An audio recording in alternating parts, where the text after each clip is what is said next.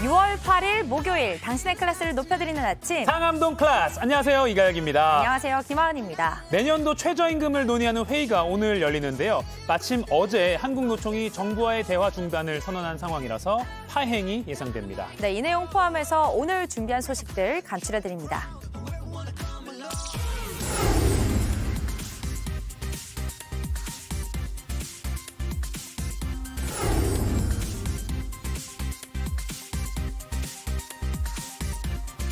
I wear the mask because I hear about the smoke is coming from Canada. And they say it's very dangerous.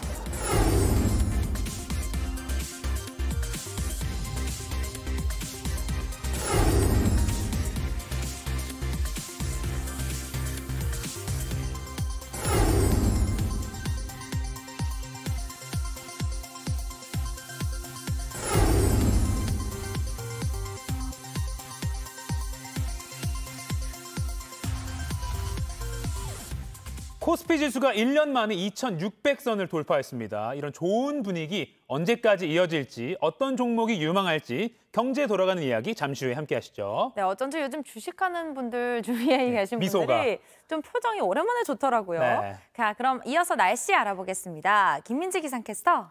오늘 전국 곳곳에 비 소식이 있던데 특히 중부지방이 많이 내린다고요? 네, 오늘은 출퇴근길에 우산이 필요하겠습니다. 나오실 때 우산 꼭 챙겨 나오셔야겠는데요. 오늘 오전 경기 북부와 영서 북부에서 비가 시작되겠습니다. 오후에는 그 밖에 중부지방과 경북 내륙까지 비구름기 확대되겠습니다. 돌풍과 천둥, 번개를 동반해서 요란하게 내리겠고요. 특히 수도권과 영서는 밤사이 시간당 20에서 30mm의 강한 비가 집중되겠습니다. 예상되는 강수량은 수도권과 강원 영서, 충청 북부에 최고 50mm, 그 밖에 중부와 경북 내륙은 5에서 20mm가 예상되고요. 호남은 내일 새벽 5mm 안팎의 비가 내리겠습니다. 비가 와도 한낮에는 내륙을 중심으로 30도 안팎의 후덥지근한 날씨가 이어지겠습니다. 다만 수도권은 기온이 조금 낮겠는데요. 서울의 최고 기온 26도로 초여름 정도의 날씨가 예상되고요. 내일은 낮 기온이 2도가량 오르겠습니다. 현재 서울 창원 19도, 강릉 25도 보이고 있습니다.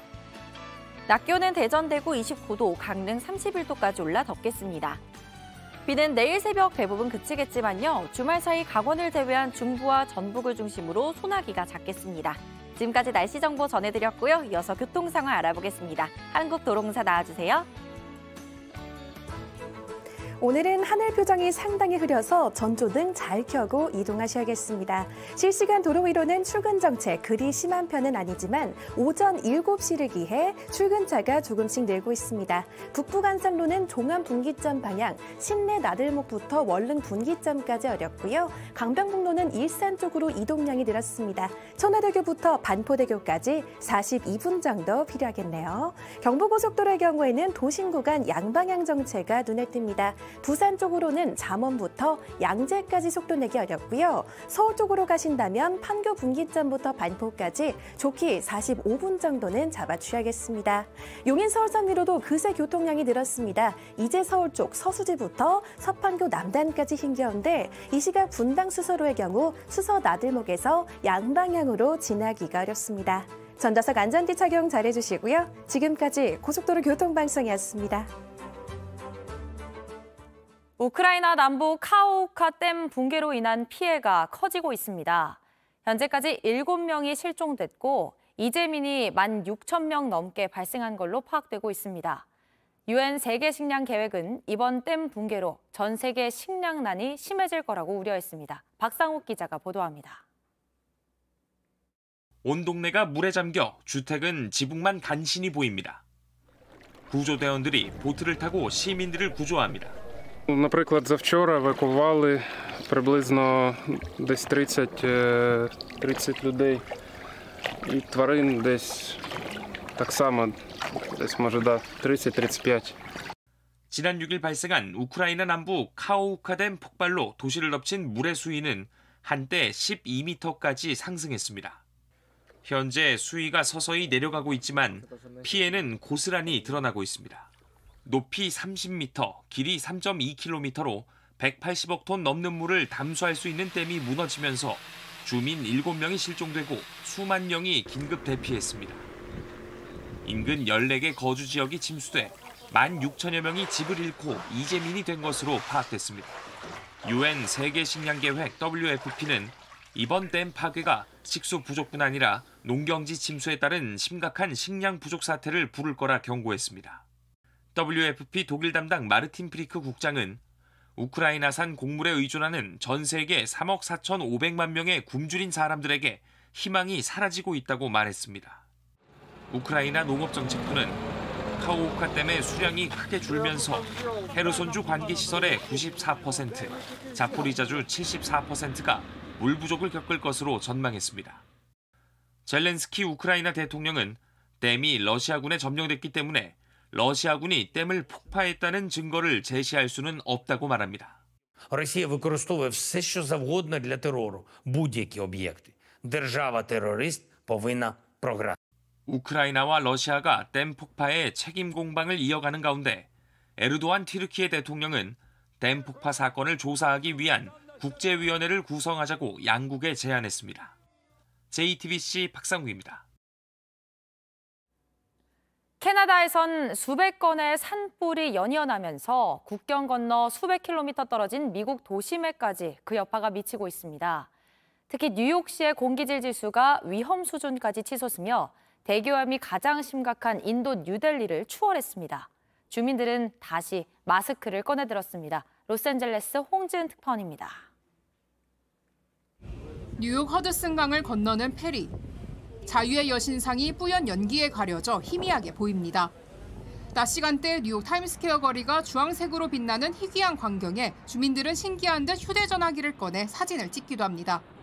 캐나다에서 동시다발적으로 발생하고 있는 산불 여파가 국경 넘어 미국 도심까지 덮친 겁니다. 현지 시간 7일 기준 캐나다에서는 400건이 넘는 산불이 확산하고 있습니다. 이 가운데 250여 건은 통제 불가능 상태로 파악됩니다. 현지 시간 7일 오후 4시 기준 뉴욕 도심의 대기질 지수는 417까지 치솟으며 역대 최악을 기록했습니다. 가스실로 불리는 인도 뉴델리를 앞지른 겁니다. 현재 뉴욕시는 5개 자치구에 일제히 대기질 건강주의보를 발령했습니다. If you are an older or have heart or breathing problems or an older adult, you should remain inside. And if you must go outdoors, wear high-quality masks such as a K95. 전례 없는 상황인 만큼 이러한 상황이 며칠간 지속될 수 있다고도 경고했습니다. 팬데믹 이후 자취를 감췄던 마스크를 꺼내 쓴 행인들도 눈에 띄니다. I wear the mask because I hear about the smoke is coming from Canada, and they say it's very dangerous. So that's why I started using again. 뉴욕뿐 아니라 워싱턴 DC와 필라델피아 등 동부 주요 도시들은 대부분 소풍 등 학교 야외 활동을 제한했습니다. 버몬트와 사우스 캐롤라이나 등 15개 주에서도 미세먼지가 위험 수위로 올라간 상태입니다. 로스앤젤레스에서 JTBC 홍지은입니다. 경찰의 과잉 진압에 강력 반발하고 나선 한국노총이 어제 노사정의 대화기구인 경제사회노동위원회 참여를 전면 중단하겠다고 선언했습니다. 민주노총에 비해 상대적으로 유화적이었던 한국노총이 노사정 대화 중단을 선언한 건 박근혜 정부 이후 7년 5개월 만으로 정부의 노동개혁에도 차질이 생길 것으로 보입니다. 한국노총은 오늘 용산 대통령실 앞에서 기자회견을 열고 중앙집행위 논의 결과를 공식 발표할 예정입니다. 임예은 기자입니다. 한국노총의 긴급회의는 고공농성으로 노조 간부들이 체포된 전남 광양에서 열렸습니다. 한국노총은 경찰의 과잉 진압을 비판하며 정부와의 대화를 전면 중단하기로 했습니다. 윤석열 정부 심판투쟁의 일환으로 경산노위 참여와 비참여를 바라보는 것이고 오늘부로 경산노위의 모든 대화기구에서 한국노총은 전면 중단할 것임을 결의했습니다. 한국노총이 대화 중단을 선언한 건 박근혜 정부 시절 이후 7년 5개월 만입니다. 노조와 정부 사이 감정의 골은 이미 깊었습니다. 정부가 노동개혁 차원에서 꺼내든 근로시간제도 개편안으로 갈등이 컸고 노조 회계 투명성 문제로 대립은 심해졌습니다.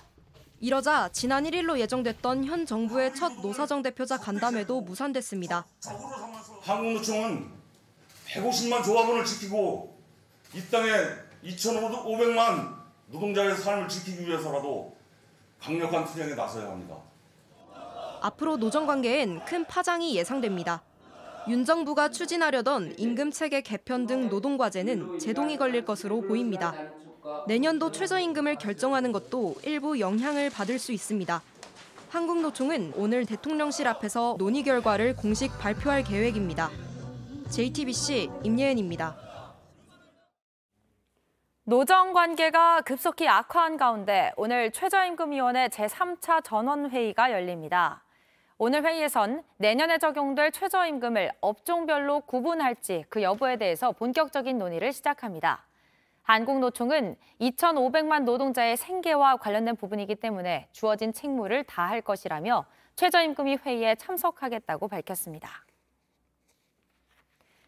민주당 혁신위원장이 과거 발언 논란으로 9시간 만에 자진 사퇴한 데 대해 이재명 대표가 당 대표로서 무한 책임을 지겠다는 원론적인 입장을 밝혔습니다. 당초 예상했던 유감 표명이나 사과는 없었습니다. 비명계는 사퇴하란 목소리를 높였습니다. 최규진 기자입니다. 민주당 내부에선 이재명 대표가 공식 회의에서 혁신위원장 인선으로 논란이 벌어진 데 대해 유감 표명을 할 거란 전망이 나왔습니다. 하지만 이 대표는 관련 언급을 하지 않았습니다. 회의를 마친 뒤 기자들과 만난 자리에서도 원론적 입장만 밝혔습니다. 대표님 책임론도 나오고 있는데 혹시 입장 있으신가요? 차기 혁신위원장 언제 인선하실 계획이세요? 당에서 벌어지는 일에 대해서 당대표가 언제나 책임을 져야 되는 것이죠. 결과에 대해 무한 책임을 지겠다면서도 유감 표명이나 사과는 하지 않았습니다. 민주당 관계자는 참모진이 유감 표명을 권하는 여러 의견을 올렸지만 결과적으로 이 대표가 받아들이지 않은 것이라고 전했습니다. 당 내에선 이 대표가 비명계 일각의 사퇴 요구에 대해 정면 대응한 거란 해석이 나왔습니다. 당장 비명계에선 책임 회피란 비판이 나왔고 이 대표가 사퇴해야 한다는 목소리는 더 커졌습니다. 리더십의 큰 결함과 그 한계를 보인 상황에서 무한 결과 책임을 진다라고 했으니 지금이라도 당장 대표직에서 사퇴하는 것이 마땅하다고 생각됩니다. 이런 가운데 천안함 전 함장에 대한 막말 논란이 불거진 권칠승 수석 대변인은 부적절한 표현을 사용했다며 공식 사과했습니다. JTBC 최규진입니다. 함장님 만나실 계획은 없습니다. 세상이 정해준 내 역할이 마음에 안 들어 이렇게 맥없이 쓰러져갈 하찮은 내가 아니지 숨을 힘 빠져 쓴다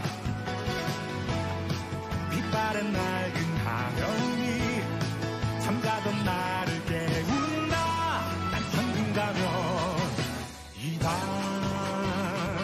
네, 생방송 상암동 클래스 TV뿐만 아니라 유튜브 JTBC 뉴스 채널이나 네이버 뉴스 페이지에서도 실시간으로 함께 보실 수 있습니다. 국내 뉴스 더 살펴보죠. 도시락 이슈 이도성 기자, 월드클래스 이용주 캐스터 나왔습니다. 안녕하세요. 안녕하세요. 반갑습니다. 안녕하세요. 이도성입니다. 안경이 잘 어울리는 이도성 기자. 네. 오늘 첫 번째 도시락 열어볼까요? 네, 바로 가볼까요? 첫 번째 도시락. 들어가자. 이건가? 뒤져보겠습니다. 네. 떨어지겠네. 하나, 둘, 셋. 빠밤. 네. 억울함 없앤다인데요. 연식이 좀 된 국산 SUV를 끌고 다니는 이 저 같은 운전자. 네. 이런 저 같은 사람이 아주 반가워할 만한 소식이 들려왔습니다. 이 금융감독원이 자동차 보험 할증 체계를 개선하기로 했는데요. 화면 먼저 보면서 설명하겠습니다. 네. 네, 예시를 준비했습니다. 이게 교차로인데요. 이 청색 신호에 직진하던 국산 아반떼와 불법 좌회전하는 외제차 포르쉐가 사고가 나는 모습입니다. 저게 부딪혔어요. 이렇게 되면 과실 비율 포르쉐 9, 아반떼 1로 책정이 됐는데요. 이때 포르쉐 수리비가 1억, 아반떼 수리비가 200만 원이라고 가정을 한다면은 아반떼 차주가 1,000만 원을 물어줘야 됩니다. 뭐야? 나는 1밖에 잘못 안 했는데. 뭐야? 이 보험 처리를 하면 되겠지만 그렇게 되면 보험료가 올라갑니다. 너무 억울해요. 배상액이 조금 억울하죠. 배상액이 물적 할증 기준인 200만 원을 넘겼기 때문입니다. 그러니까 9대 1에서 내 책임이 1밖에 없는데 차가 너무 비싼 차라서 남일 같지 않습니다. 그러면 참 억울할 수밖에 없을 것 같아요. 네, 그래서 저는 사실 방어운전 엄청 열심히 하거든요. 방어운전을 하면서도 최대한 좀 비싸 보이는, 좀 고급져 보이는 차가 있으면 조금 더 거리를 좀 두려고 하는 편입니다. 현행 자동차 보험 할증은 상대에게 배상한 피해 금액을 기준으로 적용하기 때문인데요. 형평성 논란 불거질 수밖에 없었죠. 이게 다음 달부터는 바뀝니다. 제가 표 보면서 설명하겠습니다. 네, 피해 차량엔 사고 점수를 부과하지 않는 건데요. 별도 점수만 0.5점을 추가한다고 합니다. 종합 점수가 1점 이상이어야만 할증이 되는데요. 그래서 사고가 나도 할증을 유예하는 효과가 생기는 겁니다. 가해 차량 운전자엔 사고 점수와 별개로 별도 점수 1점을 추가해서 곧바로 할증이 되고요. 사고를 낸 고급차 보험료가 오르고 사고 당한 차는 오르지 않도록 이렇게 제도를 개선하는 겁니다. 근데 이 교통사고라는 게 뭐 누가 덜 잘못했고 더 잘못했고 이런 걸 따지는 게 쉽지가 않잖아요. 네, 맞아요. 어떻게 적용을 할 수 있을까요? 네, 그래서 적용하는 방법이 조금은 까다롭습니다. 여러 가지 조건을 충족해야 하는데요. 일단 가해 차량과 피해 차량이 명확하게 구분이 돼야겠죠. 과실 비율이 5대 5면은 안 됩니다. 어차피 둘 다 5니까요. 또 가해 차량은 신차 가격 기준으로 8천만 원이 넘어야 하고 엄청 고급차여야 되죠? 네, 좀 비싼 차여야 되죠. 수리비 역시 전체 평균의 120% 이상이어야 됩니다. 그러니까 좀 비싼 차가 다른 차 수리한 것보다 좀 20% 이상 비싸야만 이게 적용이 되고요. 반대로 피해 차량 어때야 되냐? 이 기준보다 아래에 있어야 돼요. 8천만 원 넘는 차량이면 안 됩니다. 그리고 여기에 저가 피해 차량 배상액이 가해 차량의 3배 이상이고 또 그 금액이 200만 원을 초과한 경우에만 적용됩니다. 조금은 까다롭죠. 우스갯소리로 뭐 슈퍼카 도로에 다니면 도로에 흉기다, 피해 다니고 뭐 이런 거 하잖아요.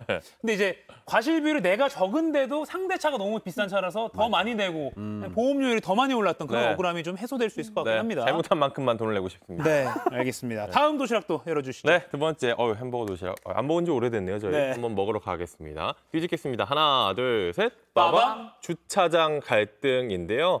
이게 한 대기업 기숙사에서 불거진 젠더 갈등 관련 소식입니다. 여성 전용 주차장을 두고 없앨지 말지 투표까지 붙인 건데요. 영상 먼저 보시죠. 네, SK 하이닉스의 기숙사입니다. 경기도 이천에 있고요. 입구에는 주차 현황을 할 수 있는 상황판들이 있는데요. 지금 이제 나오면 여기가 입구입니다. 사람들이 걸어 다니는 곳도 있고 이 현황판, 지금 보는 이 현황판인데요. 행복 1마을, 행복 2마을 5개 주차장으로 나뉘어 있습니다. 주차 공간이 부족하기 때문에 어디가 얼마나 비어 있는지 입구에서 알려주는 건데요. 5개 주차장엔 좀 자리가 많은 것 같아요. 거리가 좀 떨어져 있다고 합니다. 그래서 지하 주차장에 차를 대려는 경쟁이 치열하다고 하는데요. 한 직원 이야기 들어보시죠.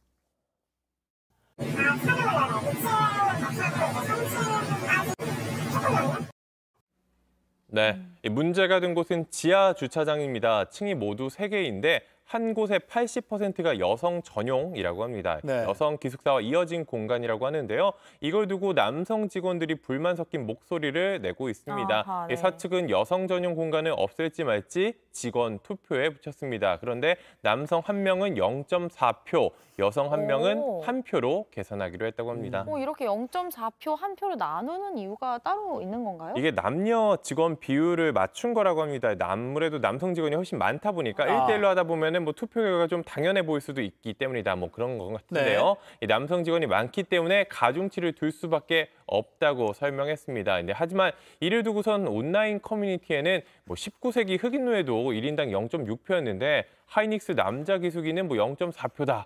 라고까지 약간 이런 글까지 올라왔습니다. 아니 근데 사실은 이 남자 직원들이 이렇게 많은데 이거를 투표로 어떻게든 해보려고 해야겠다는 그 시도 자체가 저는 좀 잘못됐다고 일단 생각을 해요.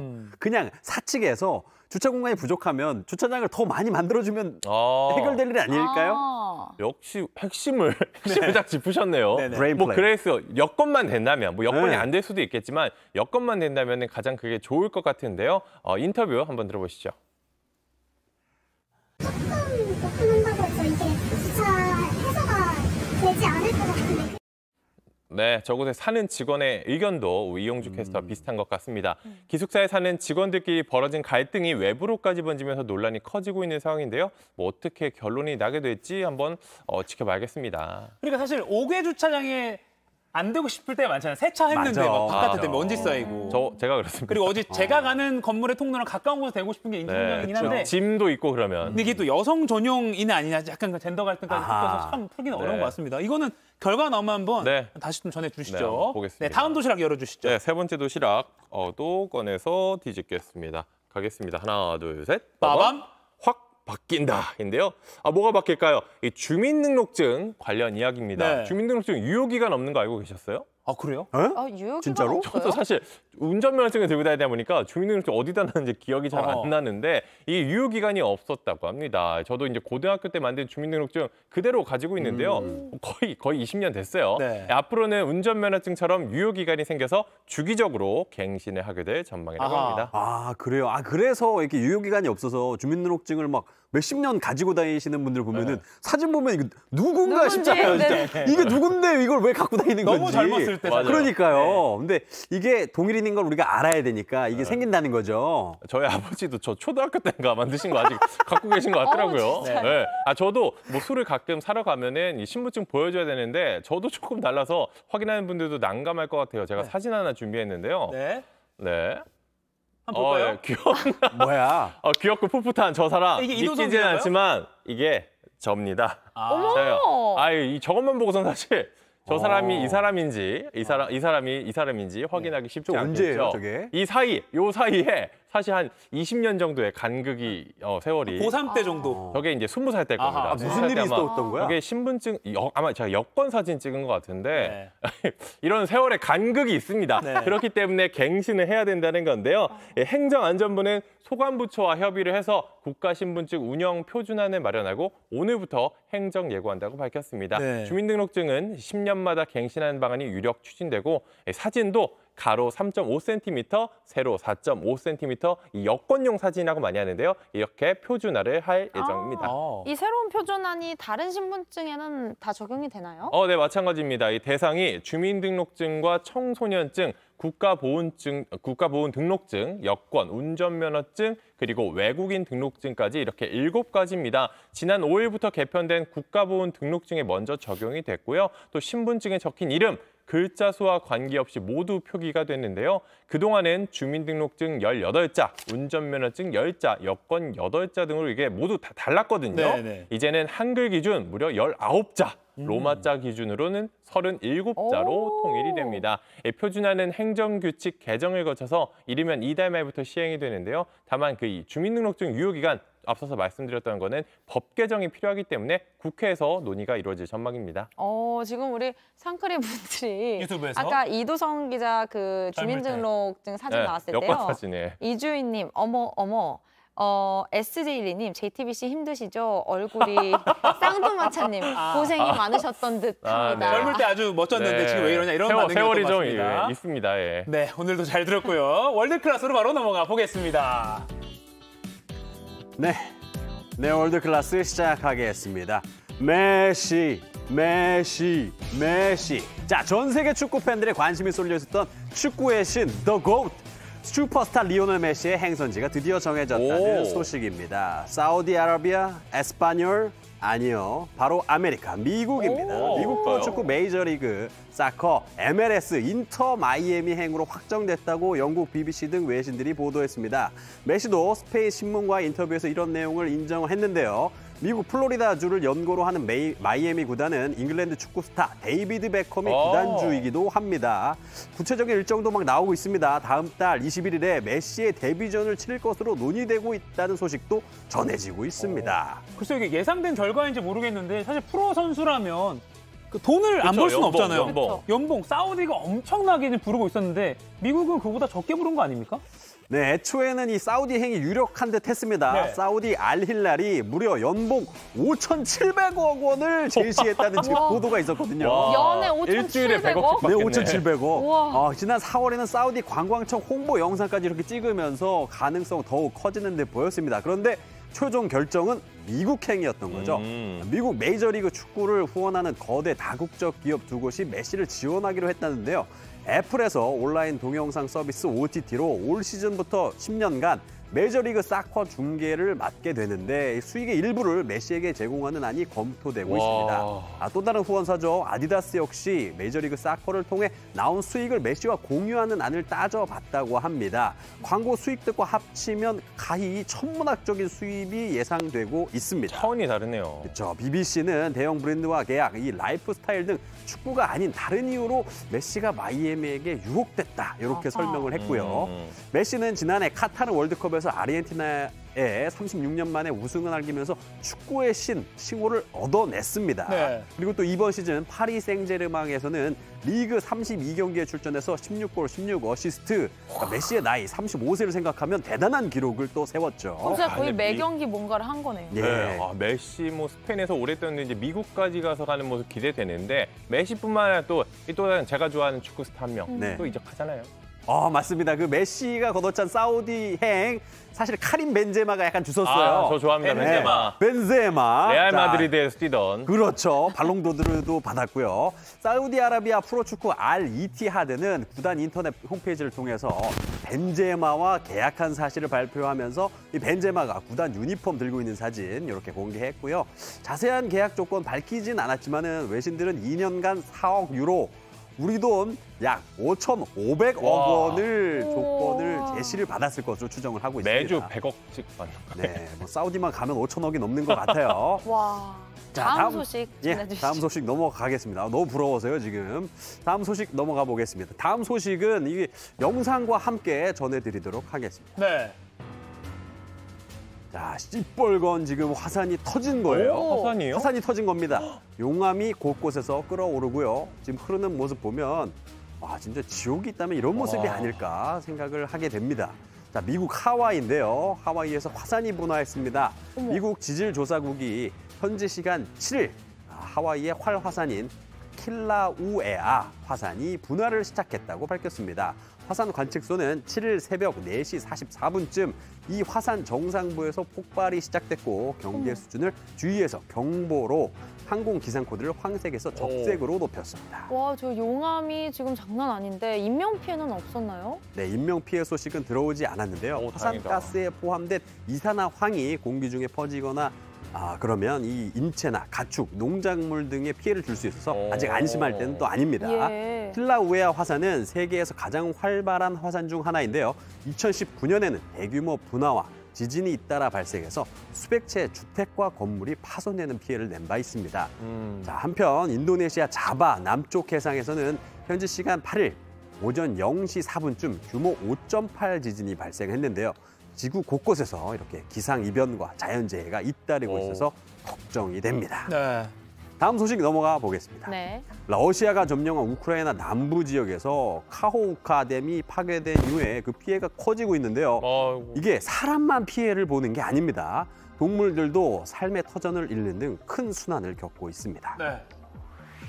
자, 비버 한 마리가 물웅덩이로 변한 우크라이나 헤르손 거리를 지금 배회하고 있는 모습이에요. 안톤 게라센코 우크라이나 내무장관 고문이 직접 소셜미디어에 공개한 모습인데요. 자, 이와 함께 이 동물들도 러시아가 일으킨 환경적 재앙의 피해자라고 지적을 했습니다. 그 댐을 폭파시킨 게 누군지는 러시아와 우크라이나 사이에 공방이 벌어지고 있는 상황인데 아무튼 생태계 재앙이 현실이 된 건 맞는 것 같습니다. 예, 심지어 마을의 한 동물원에서는 동물들이 통째로 수장당한 것으로 전해졌습니다. 원숭이, 당나귀, 조랑말 등을 포함해서 미처 대피하지 못한 동물들 300마리 정도가 죽은 것으로 추정됩니다. 우크라이나 당국은 댐 파괴로 인한 범람으로 약 4만 2천 명의 피해를 볼 것으로 내다보고 있습니다. 한때 12m 높이까지 침수했던 도심 수위는 차츰 낮아지고 있지만 당분간 하류 지역에 사람이 살기는 어려울 것으로 보이는데요. 동물들도 마찬가지겠죠. 게다가 댐 폭발로 이 150톤에 달하는 수력발전소 엔진 오일이 이 강에 스며들면서 수십 년간 환경오염이 이어질 거라는 경고도 나오고 있습니다. 네, 앞서 이 댐 폭발로 전 세계 식량난에 영향 줄 거다, 식량난 심해질 거다라는 그 뉴스 전해드렸었잖아요. 예. 세계적으로 아주 위협입니다.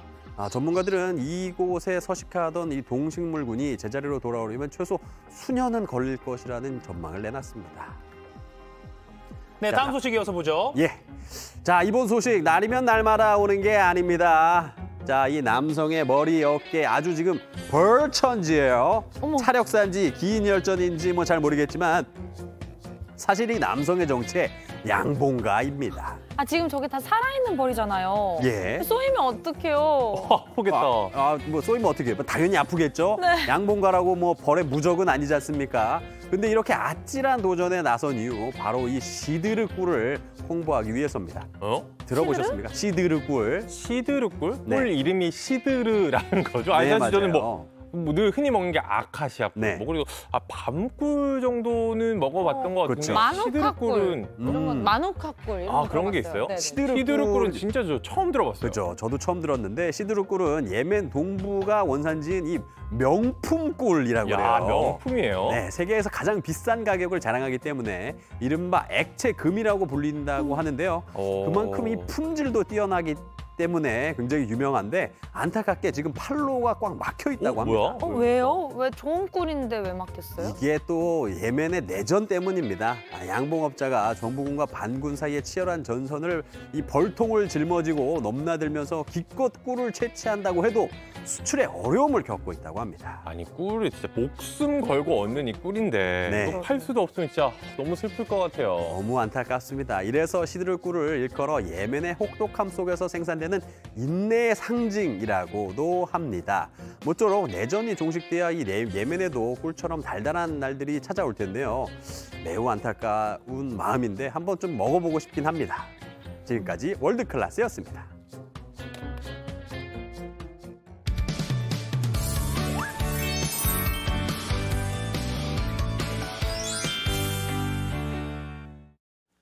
네, 지금 시각 8시 30분입니다. 저 같은 경알못, 경제를 잘 알지 못하는 사람을 위한 당장 내 돈이 되는 지식, 머니클래스. 오늘의 키워드 먼저 보시죠. 코스피 2600 돌파, 주식시장 뜨거운 여름 오나. 코스피 지수가 1년 만에 2600선을 돌파하면서 모처럼 개미 투자자들이 웃고 있습니다. 특히 증시 상승에 아주 중요한 외국인 투자자들의 매수가 두드러지고 있는데요. 게다가 우리 증시를 옥죄었던 여러 악재가 어느 정도 해소되면서 올 하반기에도 강세장이 이어질 거라는 낙관적인 전망이 나오고 있습니다. 우리 증시도 뜨거운 여름처럼 활활 타오르는 걸까요? 그럼 어떤 종목에 투자하면 좋을까요? 전문가와 함께 얘기 나눠보겠습니다.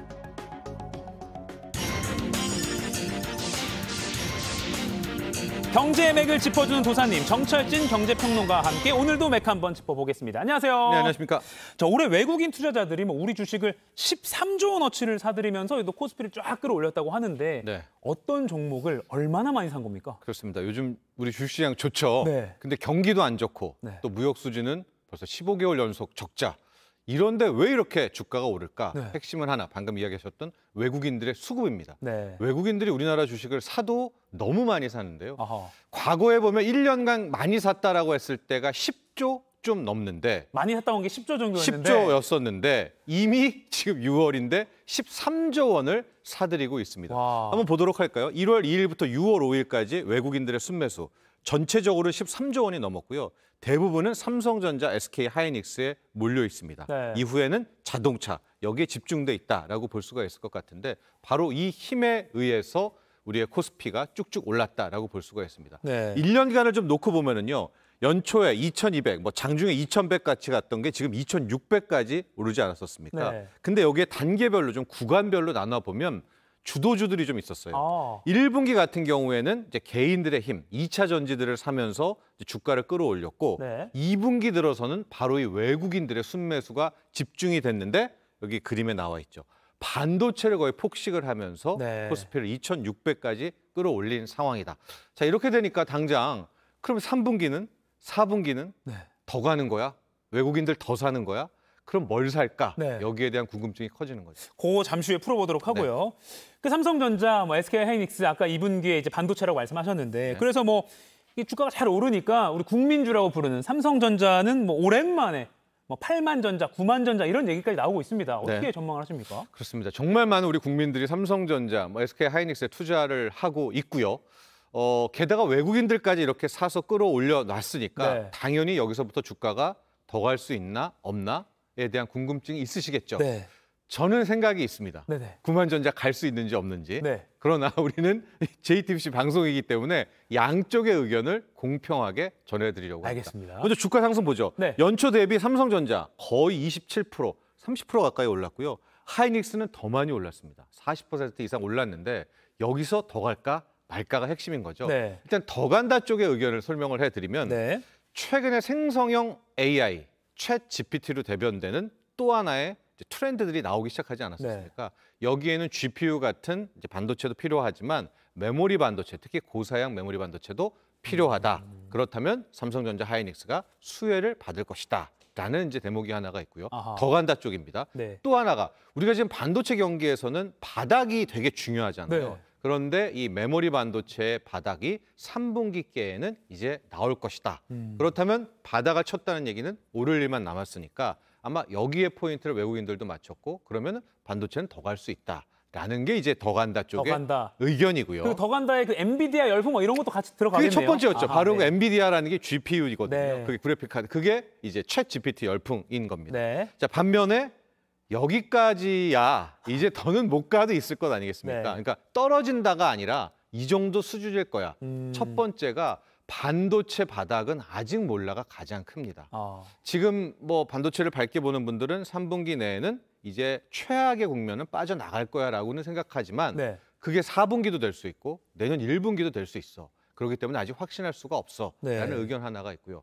그럼 외국인들이 왜 샀어? 라는 이제 질문에 대해서는 네네. K 반도체를 샀다기보다 앞으로 좀 이머징 마켓에 신흥국에 자금들이 몰리고 이쪽 자금을 사기 위해서 특히 한국 증시를 사기 위해서는 시총 상위가 역시 반도체주 아니겠습니까? 네. 그러니까 바이 코리아를 한 거야. 아. K 반도체를 샀다기보다. 그러니까 여기까지 끌어올린 것이 아마 뭐 가장 많이 올린 것이 아닐까라는 것이 이제 그만 반도체. 이제 두 가지 의견이 함께 있습니다. 반도체 시황이 좋아서 반도체주를 산 게 아니라 그냥 한국 증시 분위기가 좋으니까 한국 증시를 사다 보니까 예. 그중에 대표되는 반도체주를 산 거다. 그렇습니다. 뭐 패시브라고 하죠. 지수를 맞추려면 시총 상위를 사야 되니까 네네. 그 정도의 매수였어라는 의견이 이제 못 간다 쪽에 함께 나오고 있습니다. 아, 그렇군요. 어쨌든 외국인 투자자들의 지금 힘이 강하게 작용을 하고 있는 게 우리 지금 한국 맞습니다. 시장인데 네. 그럼 지금 우리 한국 증시가 외국인들이 투자하기 좋은 환경이다라고 외국인들 입장에서 이게 매력이 뭔가요, 우리 한국 시장이? 그렇습니다. 무려 13조 원 넘게 네. 산 그 이유가 뭘까? 네. 외국인들은 왜 샀을까에 대한 이야기를 역추적을 해보면요. 네. 가장 첫 번째는 역시 금리 동결. 작년에 그렇게 치열했던 금리 인상이 긴축이 이제는 6월을 기점으로 좀 멈춰서지 않을까? 네. 그렇다면 수중에 현금을 들고 있느니 차라리 주식을 사는 게 낫고 그렇다면 더 성장성이 있는 신흥국 주식을 사자라는 이제 첫 번째가 이제 금리 인상 멈출 때도 되지 않았어? 네. 이게 가장 크고요. 이렇게 됨과 동시에 그동안은 너도 달러, 나도 달러 하지 않았었습니까? 그러나 이제 달러는 그만 오히려 실물 자산 쪽에 더 뭐 이익이 있을 거야라고 해서 원달러 환율도 이제 서서히 안정되는 그러니까 달러 약세에 대한 이야기겠죠. 네. 이 두 가지가 있고 세 번째 우리나라 같은 경우에 이제 당장 내일에 이게 판가름이 날 텐데 MSCI 선진국 지수에 편입할 수 있을까 없을까에 대한 이제 기대가 있습니다. 좀 어려운데요, 이거? 네, 저건 이제 MSCI 모든 모건 스탠리 캐피탈에서 만드는 선진국 지수라고 있어서 저 지수에 편입이 되면 그냥 의무적으로 사게 되는 양이 더 많아지게 되는 거예요. 그렇게 생각하시면 뭐 ETF를 투자해 보시면 알 텐데 네. 그런데 이제 내일 발표가 되면 관찰국에 지정이 되고요. 그리고 1년간 상황을 지켜보면 2025년에 네. 판가름이 날 수가 있습니다. 저 지수에 편입이 될지 안 될지. 될지 안 될지 하고 2025년에 들어가게 되면 최소 지금 73조 원이고요. 그 이상의 유동성이 이제 들어올 수가 있기 때문에 최근에 보면 우리나라 외환 시장 거래도 이제 거의 이제 시간도 많이 늘려줬고요. 네. 또 30년 만에 외국인 등록제도 폐지하고요. 올 12월에 네. 이런 것들이 이제 선진국 주식 시장에 들어가려는 뭐 의도 아니야?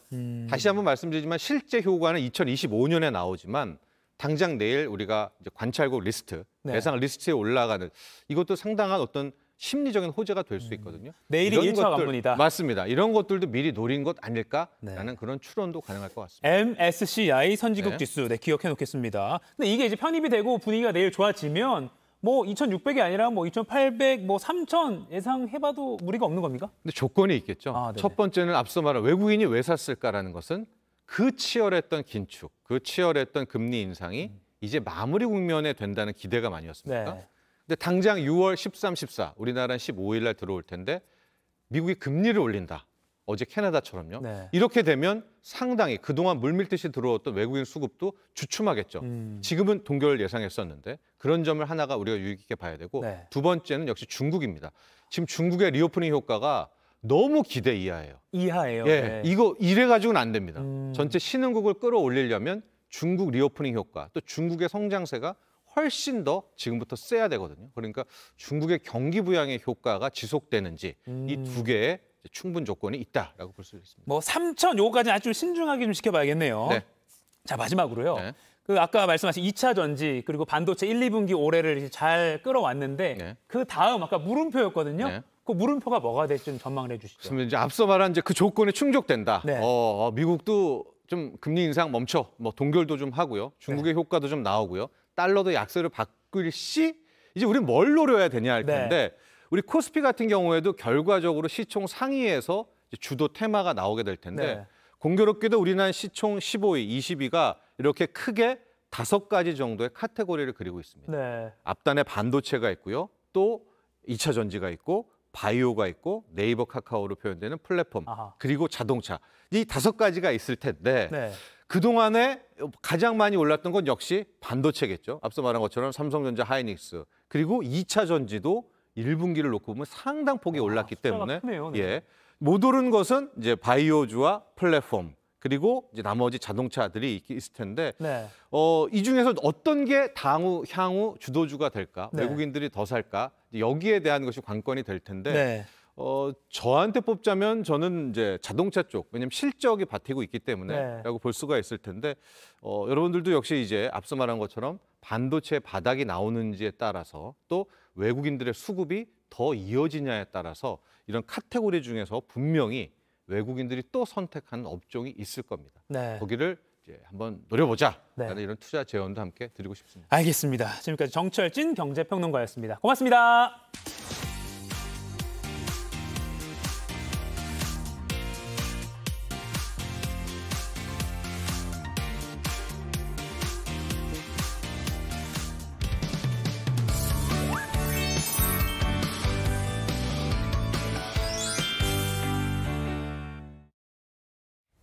상클 라이프 시간입니다. 매주 목요일 아침엔 주말에 볼 만한 극장 개봉 영화 또 OTT들 이야기 나눠보는 시간인데요. 이번 주 새로 나온 작품들 준비돼 있습니다. 베테랑 영화 저널리스트 박혜은 더스크린 편집장 만나보겠습니다. 안녕하세요, 편집장님. 안녕하세요. 안녕하세요. 자, 첫 번째 영화 가족들과 함께 보기 좋은 영화를 가져오셨다고요? 네, 특히 로봇 좋아하는 아이들 기다렸을 만한 작품이고요. 로봇과 자동차 모두 좋아하는 어른들도 즐겨 보실 만한 작품입니다. 영상으로 먼저 만나보실게요. 네.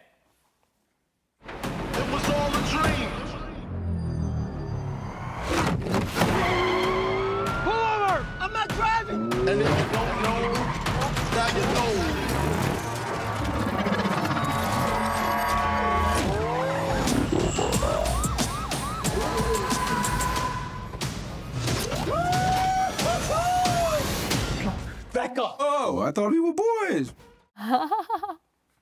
와, 변신 로봇 하면 가장 먼저 떠오르는 작품 트랜스포머가 또 돌아왔네요. 네, 맞습니다. 현충일에 개봉을 했어요. 네. 트랜스포머 비스트의 시작, 서막이라는 작품인데요.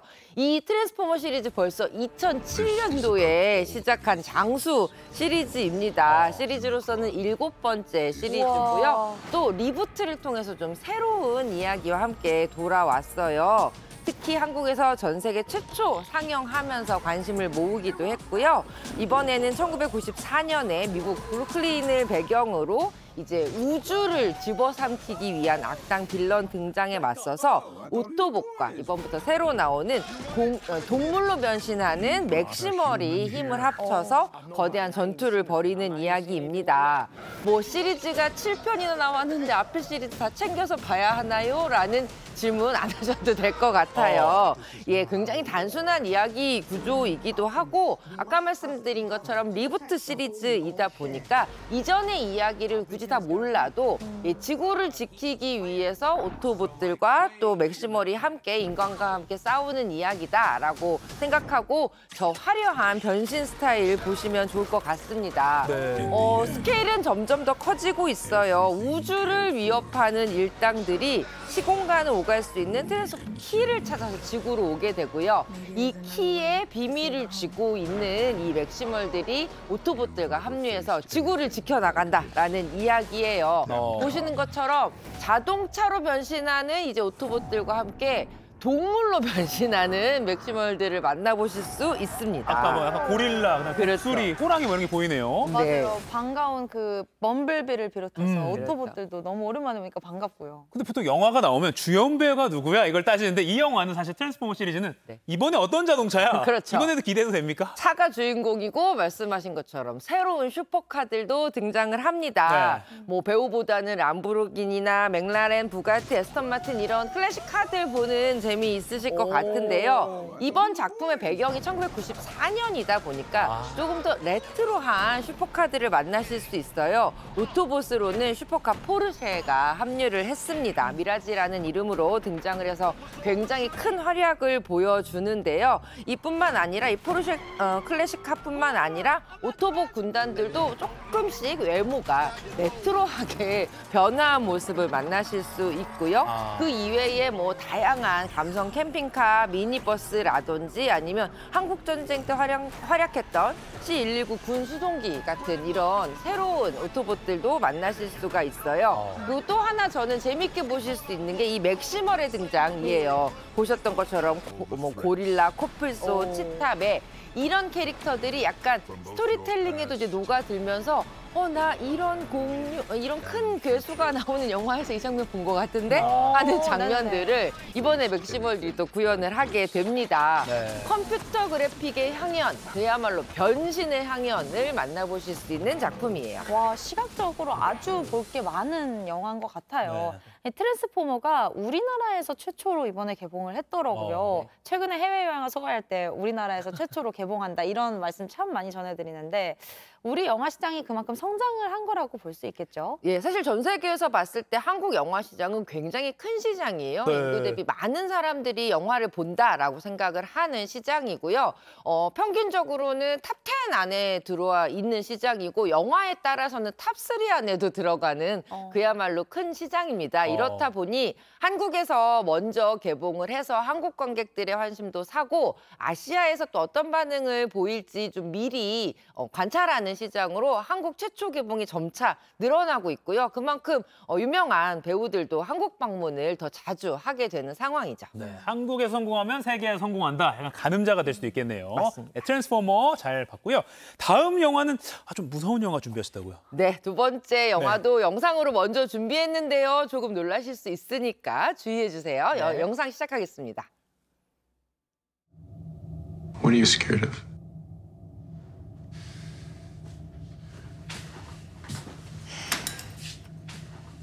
I don't see anything. Okay, monster check complete.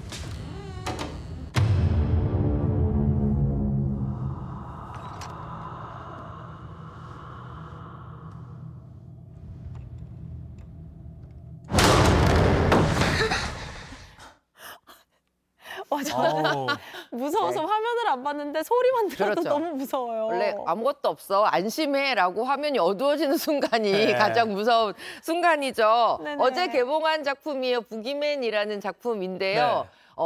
영화 원작계의 킹입니다. 스티븐 킹의 원작 소설을 영화로 옮긴 작품이에요. 엄마가 세상을 떠나고 나서 슬픔에 빠진 한 가정에 한 어떤 남자가 찾아옵니다. 근데 아버지가 심리치료사거든요. 근데 이 찾아온 손님이 자신의 벽장 안에 이상한 존재 때문에 딸들이 세상을 떠났다라는 좀 괴이한 이야기를 해요. 믿지 않죠. 그런데 그 이야기를 하고 돌아간 다음에 이 집 안 벽장에서도 무언가가 나타나기 시작을 하는 거죠. 그 옷장이나 뭐 침대 밑에 귀신 어릴 적에 괜히 한 번도 상상해보고 막 확인해보고 막 그러잖아요. 그렇죠. 괜히 잠 못 자고. 이게 영화로 만들어졌네요. 예, 원래 뭐 옥장, 침대 및 이렇게 우리 사는 일상 공간의 그 틈, 그 안에 무엇인가 있다라는 이 공포 굉장히 익숙하면서 또 더 섬뜩한 일상 공포잖아요. 네. 세계적인 공포 괴담 중에 하나죠. 이 부기맨이라는 캐릭터 자체가 우리나라로 치면 약간 망태 할아버지 같은 아이들에게만 나타나고 아이들 잡아간다 이렇게 소문이 난 귀신 같은 캐릭터예요. 이 작품 워낙 그 전래 공포로서 유명한 작품이고 되게 많은 작품 속에서 이 부기맨이라는 캐릭터들이 나왔는데 이번에는 이 장르에서 보여줬던 모든 이야기들을 좀 새롭게 만들어서 이 스티븐 킹의 동명소설 원작을 좀 살려서 영화로 만들었습니다. 네. 자, 부기맨도 잘 만나봤고요. 애써 마음을 추스렸습니다. 무서운 영화를 잘 못 봐서 자 그럼 다음 작품 바로 만나보겠습니다. 얼른 넘어가죠. 얼른 넘어가겠습니다. 밴드 자우림의 다큐멘터리예요. 25주년을 축하하는 다큐멘터리 자우림 더 원더랜드도 개봉을 했습니다. 무려 11개의 정규 앨범을 발매하면서 25년 동안 꾸준히 밴드를 유지하고 있는 뮤지션들 이거 자체가 흔하지가 않다고 합니다. 네. 이 작품 안에서는요. 지금까지 팬들과 함께했던 이 시간들과 함께 뭐 앨범 만들었던 여러 가지 비화들 그리고 이 뮤지션으로 오랫동안 살아온 자우림 멤버들의 삶의 속 깊은 이야기를 만나보실 수 있어요. 아니 사실 해외 영화 보면 이렇게 좀 전통 있는 뮤지션들 그 한 뮤지션들 주제로 한 영화들이 많잖아요. 근데 우리나라에 약간 그런 게 없어 아쉬웠는데 자우림 국민 밴드 영화가 나오니까 정말 기분이 좋은데 만약에 자우림 팬이 아니더라도 이 영화 재미있게 볼 수 있습니까? 저는 재미있게 보실 수 있을 것 같아요. 일단 음악이 이 관객들을 이 삶의 이야기 안으로 훅 빨려 들어가게 해주고요. 네. 뿐만이 아니라 분명히 내가 저 노래 어디서 들어봤는데 했던 이 자우림의 명곡들 만나보실 수 있고 요새 이렇게 콘서트를 또 영화로 옮기는 작품들도 되게 많잖아요. 네. 편안하게 재미있는 콘서트를 즐기신다라고 보셔도 충분히 재미있게 보실 수 있을 것 같습니다. 네. 또 극장이 워낙 사운드가 좋다 보니까 음악 영화, 음악 다큐멘터리 즐기시기도 좋을 것 같아요. 이 사실 자우림을 익숙지 않은 분들 어떻게 보면 뭐 요즘 세대에도 사랑받는 뮤지션이지만 요즘 젊은 친구들이 요 노래야? 네. 요 노래야? 요거구나 하면서 보실 수도 있을 것 같아요. 친숙한 노래가 워낙 많으니까요. 네. 그리고 지금 보면 팬들이 이렇게 참여한 영상이 제가 무슨 팬클럽은 아니지만 되게 감동적이네요. 그렇죠, 맞습니다. 이 오랫동안 이 밴드를 유지할 수 있었던 것들도 오랫동안 이렇게 사랑해주신 팬들의 힘이 아닐까라는 생각이 들고요. 그래서 자우림도 이번 영화를 개봉하는 거에 앞서서 팬들에게 이렇게 같이 소통하면서 영화를 즐겨달라고 이야기를 하기도 했어요. 네. 극장에서 더 가깝게 뮤지션을 만나는 경험 이번 영화로 하실 수 있을 것 같습니다. 네, 극장에서 이거는 따라 부르면서 봐도 될 것 같아요. 그쵸. 네, 한번 시도를 해보겠습니다. 헐리우드 대작 트랜스포머 비스트의 서막 그리고 공포영화 부기맨 아직 충격에서 못 보내놨습니다. 네. 그 음악 다큐영화 자우림 더 원더랜드까지 각자 다른 새 영화를 만나봤습니다. 지금까지 박혜은 더 스크린 편집장님이었습니다. 고맙습니다. 네, 고맙습니다.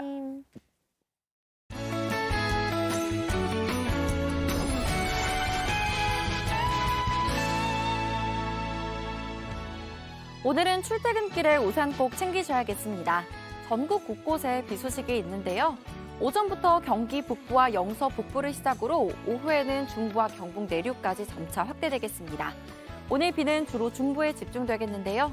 수도권과 영서는 밤사이 시간당 20에서 30mm의 강한 비가 내리겠습니다.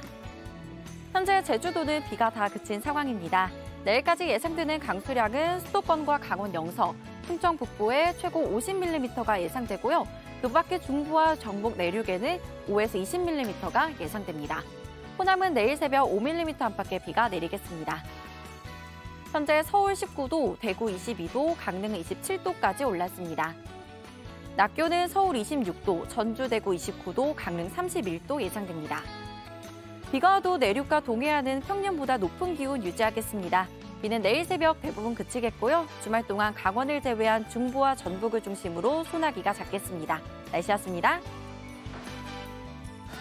아까 공포영화 부기맨 보고 하은 앵커가 너무 놀라니까 유튜버에서 이주희님이 우리 남편 보는 것 같다라고 댓글 달아주셨습니다. 남편분도 아마 공포영화 못 보시는가 보네요. 맞아요. 네. 우리 이런 분들은 이제 다른 영화, 트랜스포머 자우림 같은 영화. 거, 네, 자우림 영화 네. 이런 거 봐야 돼요. 네, 오늘 퇴근길 무렵부터 내일 새벽까지 수도권 중심으로 꽤 강한 비가 올 수 있다는 점 다시 한번 짚어드립니다. 네, 상암동 클라스 오늘 저희가 준비한 소식들 여기까지입니다. 내일도 어김없이 아침 8시에 알찬 소식으로 찾아뵙겠습니다.